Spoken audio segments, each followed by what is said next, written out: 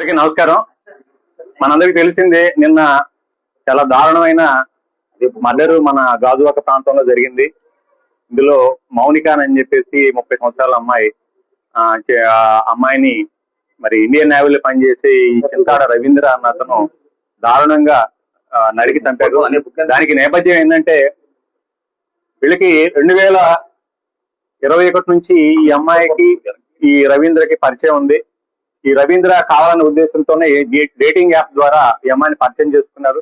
పరిచయం చేసుకుని 2021 నుంచి కూడా ఈ రిలేషన్షిప్ కంటిన్యూ అవుతా ఉంది. 2024 ఇతనికి పెళ్లి అయింది. పెళ్లి అయినప్పటికీ కూడా ఈ అమ్మాయితో మరి రిలేషన్షిప్ కంటిన్యూ చేశారు.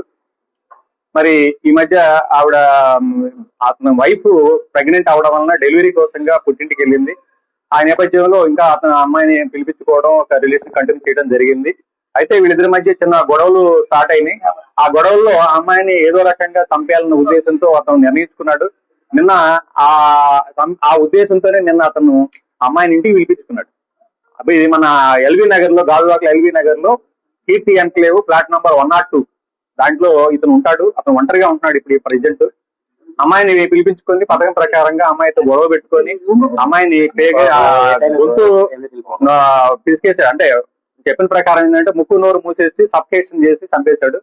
చంపేసిన తర్వాత అతను ఈ డెడ్ బాడీని ఏ విధంగా డిస్పోజ్ చేయాలో అర్థం కాక దాన్ని కావాలనే ఉద్దేశంతో అతను ఒక కత్తి తీసుకొని ఆ బాడీని 3 ముక్కలు చేశాడు అనమాట. గొంతు, తల, చేతులు, మొండి అన్ని కూడా సెపరేట్ చేశాడు. సెపరేట్ చేసేసి కాళ్ళన్నీ కూడాను ఒక సూట్ కేసులో ప్యాక్ చేశాడు.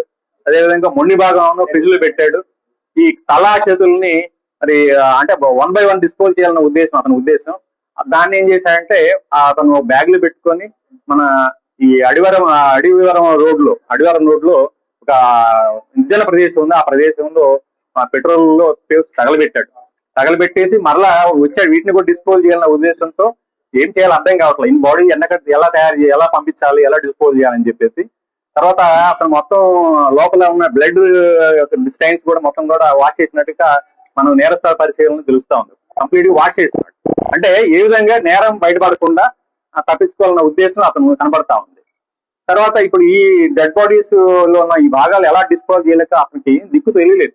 ఈయన ఏం చేయాలో అర్థం కాక అతను పోలీస్ స్టేషన్ కి వచ్చి సరెండర్ అవ్వడంగా తెలుస్తా ఉంది. అయితే ఈ విషయం తెలుసుకున్నది తల్లిదండ్రులు ఈ రోజు పోలీస్ స్టేషన్ కి వచ్చి వాళ్ళ మౌనిక తల్లిదండ్రులు వేణుగోపాల్, వాళ్ళ ఫాదర్ పేరు, ఆయన వచ్చి కంప్లైంట్ ఇవ్వడం జరిగింది. ఈ ఫాదర్ వచ్చేసి ఈ మన చిన్న కాంట్రాక్ట్ టీచర్ గా పనిచేస్తారండి పెందుర్తిలో.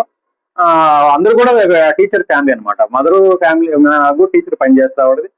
అయితే ఈ అమ్మాయి డిసీజ్డ్ ఈ మౌనిక ఈ ఇంటర్ వరకు చదువుకుంది. పంజాబ్ నేషనల్ బ్యాంక్ లో ఏదో ఆఫీస్ సబార్డినేట్ గా పనిచేస్తుంది. అంటే కాంట్రాక్ట్ బేసిస్ టెంపరీగా పనిచేస్తూ తర్వాత అప్పుడప్పుడు ఖాళీ సమయంలో ఈవిడ ఈ మ్యారేజ్ ఈవెంట్ కూడా అటెండ్ అవుతా ఉంటుంది అనమాట. అయితే ఈ కేసు నమోదు చేస్తున్నారు. కేసు మన మర్డర్ కేసు కింద. అదే విధంగా ఈ ఎవిడెన్స్ ను తారుమారు చేయడం కోసం, అంటే కనపడకుండా మాయం చేయడం కోసంగా అతను ప్రయత్నించినట్టుగా ఆ మర్డర్ కేసుతో పాటుగా 201 ఐపీసీ అంటారండి. ఆ కేసు కింద కూడా కేసు నమోదు చేయడం అయింది. దర్యాప్తు స్టార్ట్ చేయడం అయింది. సిఐ గాజువాక ఈ కేసు దర్యాప్తు చేస్తా ఉన్నారు. అయితే ఈ కేసులో ఈ ముద్దాయికి కఠిన శిక్ష పడే విధంగా అన్ని రకాలుగా సైంటిఫిక్ ఇన్వెస్టిగేషన్ చేయడం జరిగింది. టెక్నికల్ ఎవిడెన్స్ కూడా దీంట్లో మేము అన్ని రకాలుగా వాడుతా ఉన్నాం. ఇతనికి ఎట్టి పరిస్థితుల్లో మంచి గట్టిగా శిక్ష పడాలన్న ఉద్దేశంతో దానిలో భాగంగానే ఈ రోజు ఆర్ఎఫ్ఎస్ఎల్ టీమ్స్, క్లూస్ టీమ్స్ కూడా ఈ రోజు పోలీస్ స్టేషన్ నుంచి రావడం జరిగింది. సీన్ ఆఫ్ అఫెన్స్, అదేవిధంగా ఎక్కడైతే ఈ బాడీని డిస్పోజ్ చేయడం ప్రయత్నం చేశాడో, ఎక్కడైతే ఈ తల మొండాన్ని కూడా అక్కడ ఆ చేతులను తగలబెట్టారో ఆ ప్రదేశం కూడా విజిట్ చేయడం జరిగింది. ఇవన్నీ కూడా సీజ్ చేసి మన పోస్ట్ మార్టం నిమిత్తం KGH కి పంపించడం జరిగింది.